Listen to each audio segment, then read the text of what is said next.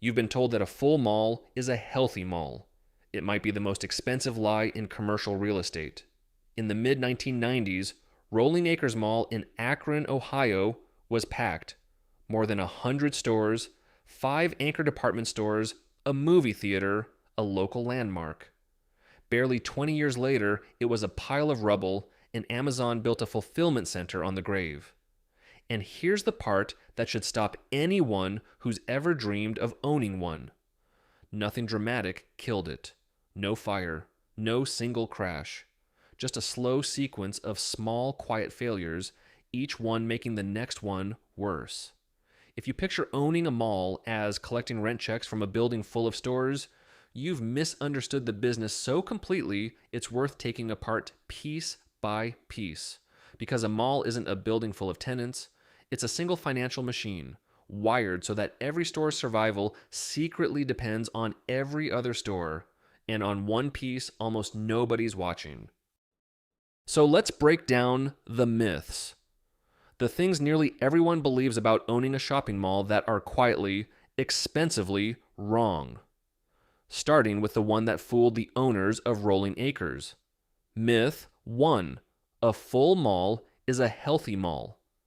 To see why that's wrong, you first have to understand that a mall makes money from 4 different directions at once, and only one of them is obvious. The first layer is base rent. Every store pays a fixed amount for its space, usually priced per square foot per year. A small specialty shop in a strong mall might pay $40 to $60 a square foot. The second layer is percentage rent. On top of base rent, many stores hand over a slice, often 6 or 7%, of every dollar they sell above a set threshold.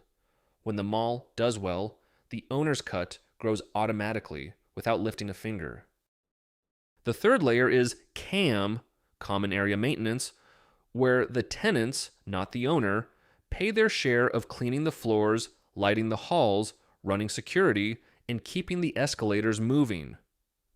And the fourth layer is everything that isn't a store: parking, ad screens, seasonal pop-ups, and the kiosks parked in the middle of the walkway. So on paper, a mall looks like a machine printing money from 4 spouts. Here's the trap. Occupancy is not income. A mall can be 90% full and still bleed cash, because it's not about how many stores are open, it's about who is actually paying real rent. If half that occupied space is anchor stores paying almost nothing, and a growing share of the rest are on discounted short-term deals just to keep the lights on, the real cash flow is far weaker than the occupancy number screams. That gap between how full a mall looks and how much it actually earns is the ghost line of this entire business.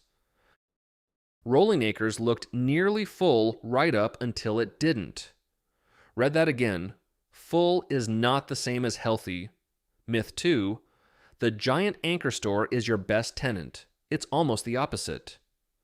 Before Sears went bankrupt, real estate analysts found it was often paying around $5 a square foot in rent, while the little clothing shop next door paid $50 or $60. Read that again. The store with the biggest sign and the most floor space was paying roughly a tenth of what the tiny shop beside it paid. Why would any owner accept that? Because the anchor isn't paying for space. It's paying with its name. The anchor drags customers through the doors, and those customers walk past dozens of smaller stores on the way in and out. The owner isn't renting square footage to the anchor. He's renting foot traffic from it and paying for that traffic with a rent discount that every other store in the building quietly subsidizes, which flips your whole intuition about space and money. A kiosk in the middle of a busy walkway might take up less than 100 square feet, yet because it sits directly in the path of every shopper, it can be priced higher per square foot than a full store along the wall. In this business, position beats size. A little sunglasses cart at the busiest intersection of the mall can be, per square foot, the single most valuable piece of real estate in the building. And none of that is an accident. The man most credited with designing the modern American mall, developer Alfred Taubman, studied exactly how people move through a building and then shaped the building around it. He spaced the anchors about 3 city blocks apart, so you'd pass dozens of shops walking between them. He put escalators at the ends of the halls, not the middle, so you'd walk the full corridor. He even mixed artificial light with the skylights so you'd lose track of time. Every choice had one purpose: force movement, and movement means exposure. Exposure is what the small tenants are really buying. Taubman, by the way, became a billionaire. And I have to sit with this one for a second because it genuinely rewired how I walk through a mall now. Every time you take the long way to the store you actually came for, past the pretzel stand, the phone case kiosk, the third shoe store, that wasn't lazy design. Someone engineered that walk decades ago to squeeze a few more seconds of your attention past a few more paying tenants. You're not shopping in that building, you're being routed through it. Myth 3, you're buying a building. You're not. You're buying a bet on a neighborhood, and the price tag tells you exactly which bet. At the top sit Class A malls, a luxury anchor, high sales per square foot, a waiting list of brands, wealthy suburbs nearby. The best of them trade north of $1 billion because their income is steady and predictable. 2 or 3 tiers down, older buildings, weak anchors, a struggling area. Malls have sold for a tiny fraction of what they cost to build. Rolling acres, once worth tens of millions, eventually changed hands for under $2 million and kept losing tenants after that. And most malls today aren't even owned like a house. They're held inside REITs, real estate investment trusts, companies legally required to pay out almost all their profit to shareholders in exchange for skipping corporate tax. That lets ordinary investors own a slice of 100 malls at once and spread the risk. A very different game from a private buyer betting everything on one building in one town. Now, say you buy one anyway. Before you collect a single check, 3 things ambush you. First, the anchor leases you inherit. Often signed decades ago at rock bottom rent, locked in for years, and you can't renegotiate them. Second, deferred maintenance, roofs, HVAC cooling 1 million square feet, cracked lots, escalators. And if the last owner was cutting corners to make the books look pretty, you find out the first winter in the form of a very large bill. And third, the one hiding in the fine print, co-tenancy clauses. Buried in almost every mall lease is a term that says if a major anchor closes, the smaller stores around it can drop to reduced rent or walk away entirely. You don't see that cost the day you sign. You see it the day your anchor leaves, and suddenly a dozen tenants are legally allowed to pay you less or nothing. That's the trapdoor under the floor. The mall looks fully rented the day you buy it. The moment one big piece falls out, the structure underneath can collapse without you doing a thing. Myth 4. If one store closes, you just lose one rent check.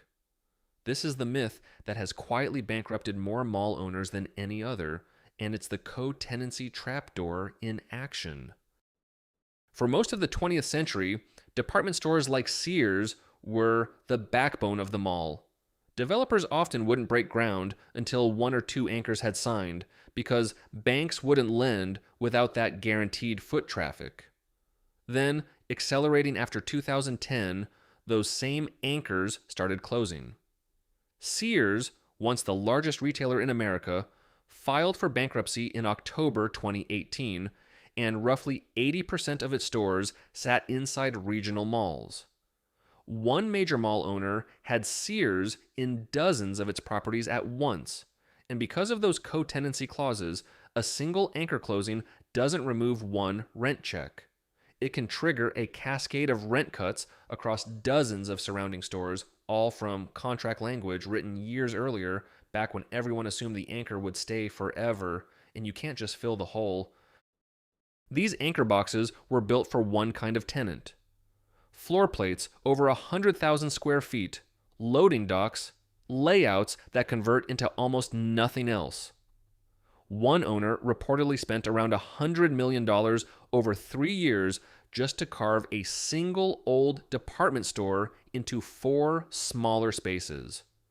Multiply that across dozens of empty boxes at once, which is exactly what Sears did on the way down, and you see why analysts said the pain for mall owners would last years, not months. So here's what I want in the comments. Knowing all this, that one tenant's exit can legally drag down the rent of dozens of others, would you ever put your own money into a single mall? Or is this the kind of business that only works if you own 50 of them and let the winners cover the corpses? Tell me honestly, one mall or none. Myth 5. Amazon killed the mall. It's the neat story, and it's only half true. For decades, a mall's real product was never the stores. It was convenience. If you wanted to compare 5 brands of shoes in one afternoon, the mall was the only place in town that let you. Online shopping didn't outshop the mall, it destroyed that convenience monopoly. Now you compare hundreds of options from the couch and have them at your door in a day. So, the malls that died weren't killed by the internet alone. They were the ones stuck in the middle, not upscale enough to sell an experience you couldn't get online, not cheap enough to win on price. The weakest in declining areas went first, while the strong malls got stronger. Watch it play out in one building. Rolling Acres opened in August 1975 with Sears as its first anchor, grew to over 140 stores and 5 anchors, and by the mid-90s was one of the busiest destinations in the region. Then, a newer, renovated mall opened nearby and siphoned the shoppers. Target left. Dillard's closed. Anchors rebranded and shut down.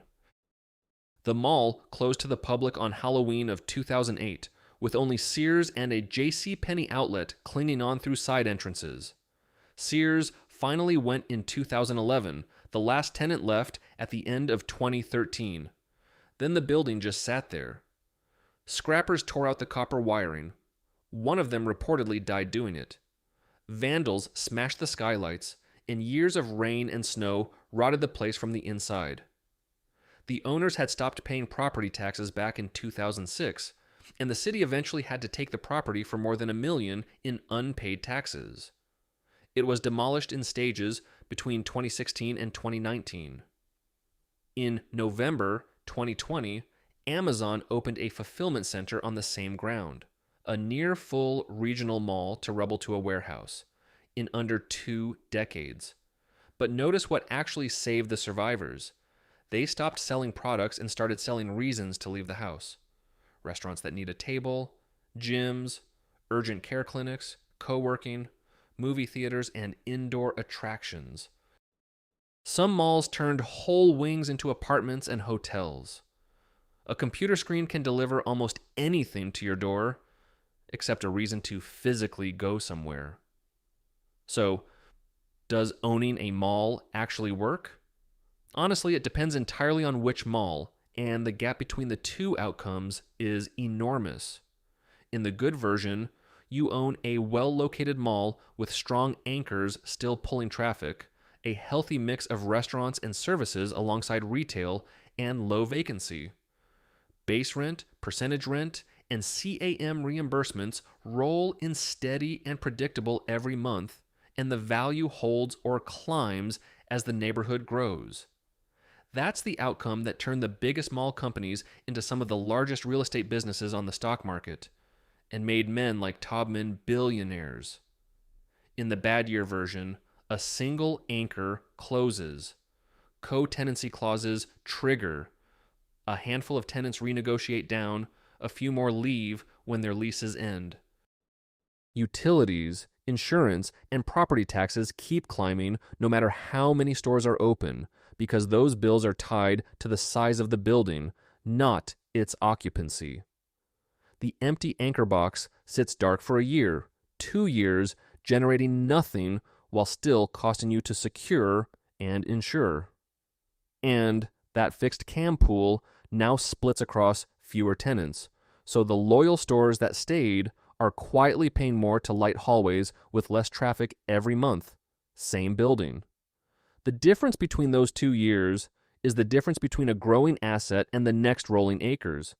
And this is the part that really stayed with me. Rolling acres didn't die because the building got worse. Physically, on demolition day, it was the same steel and concrete it always was. What changed was the invisible thing underneath, the wiring between the tenants.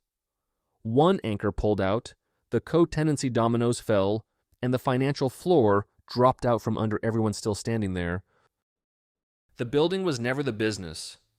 So would I buy a shopping mall? A single one. Almost never. The whole model punishes the person who owns just one building and can't survive a single anchor walking away. If I ever touch this business, it'd be the way the pros do, through a REIT that owns dozens, so one collapse is a bruise, not a death. Or a genuine Class A property in a wealthy, growing area with the anchors locked in and a real plan to convert dead retail into restaurants, clinics, and reasons to leave the house. Buy the average mall on the cheap because it looks full and you just bought a countdown. That's the verdict. Because a mall looks from the outside like a building full of stores. From the inside, it's a single, tightly wired financial system where every tenant's fate is quietly tied to every other one. The building isn't the business. The people walking through it are. If this changed how you see the mall on your side of town, that's the whole channel. We take a business that looks simple and show you the machine underneath. Subscribe and tell me in the comments. One mall or none?